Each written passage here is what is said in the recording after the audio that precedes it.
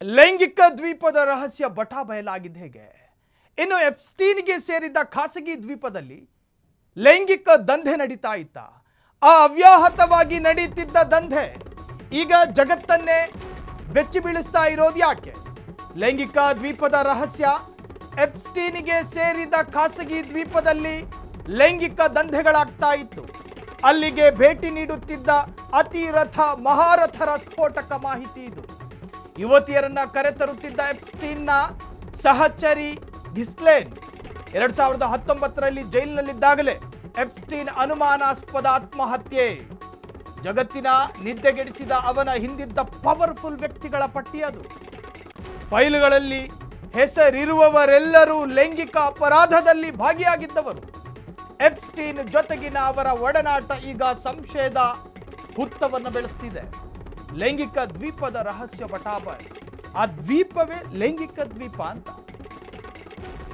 ಕಸವನ್ನ ದಾಸ್ತಾನು ಮಾಡುವ ಜಾಗವನ್ನ ಕೊಂಪೆ ಅಂತ ಹೆಂಗ್ ಕರಿತೀವೋ ನಾವು, ಕಸದ ಕೊಂಪೆ ಅಂತ. ಲೈಂಗಿಕ ಪರ್ಫಾರ್ಮೆನ್ಸ್ ಅನ್ನ ತೋರಿಸುವ ವೇದಿಕೆಯಾಗಿತ್ತದು. ವೇಶ್ಯ ಶಾಲೆ, ಹೆಣ್ಣನ್ನ ಮೋಹಿಸಬಹುದಾದಂತಹ ಒಂದು ಕೇಂದ್ರ ಆಗಿತ್ತದು.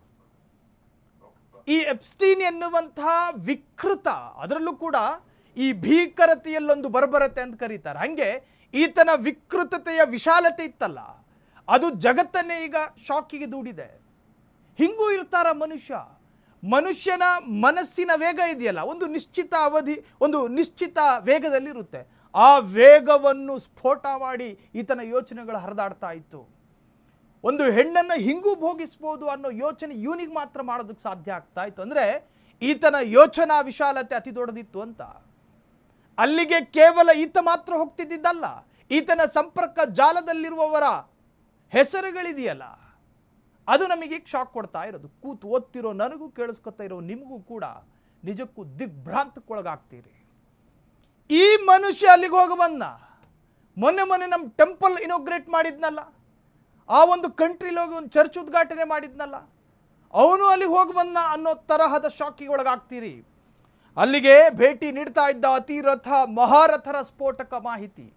ಯುವತಿಯರನ್ನ ಕರೆತರುತ್ತಿದ್ದ ಎಪ್ಸ್ಟೀನ್ನ ಸಹಚರಿ ಘಿಸ್ಲೇನ್ ಯಾವುದೋ ಒಂದು ಸಾಧಾರಣ ತೆಳ್ಳಗಿರೋ ಹುಡುಗಿ ಆಗಿರ್ಬೋದು ಅನ್ಕೋಬೇಡಿ. ಎಲ್ಲವೂ ಹೈಟೆಕ್ಕು. ಹೆಣ್ಣು ಹೈಟೆಕ್ಕು, ಹೆಣ್ಣು ಧರಿಸುವ ವಸ್ತ್ರವು ಆಡಂಬರ, ಹೆಣ್ಣು ಹಾಕಿಕೊಳ್ಳುವ ಕಣ್ಣಿನ ಕಣ್ಕಪ್ಪು ಕೂಡ ಕೋಟ್ಯಾಂತರ ರೂಪಾಯಿ ದಾಗಿರಬಹುದು. ಆಕೆಯ ಐಬ್ರೋವನ್ನ 6 ವರ್ಷ ಕೋರ್ಸ್ ಮಾಡಿ ಕಲ್ತವಳೆ ಮಾಡಿರ್ತಾಳೆ. ಸಾಧಾರಣ ಬ್ಯೂಟಿ ಪಾರ್ಲರ್ನಲ್ಲೂ ಕೂಡ ಆ ತರಹದ ತರುಣಿಯರ, ಕನ್ಯೆಯರ ಐಬ್ರೋ ಮಾಡೋದಕ್ಕೆ ಸಾಧ್ಯ ಇಲ್ಲ. ಆ ತರಹದ ಜಗತ್ತೇ ಕಾಣದ ಸುಂದರಿಯರಲ್ಲಿಗೆ ಬಂದು ಹೋಗ್ತಾ ಇದ್ರು.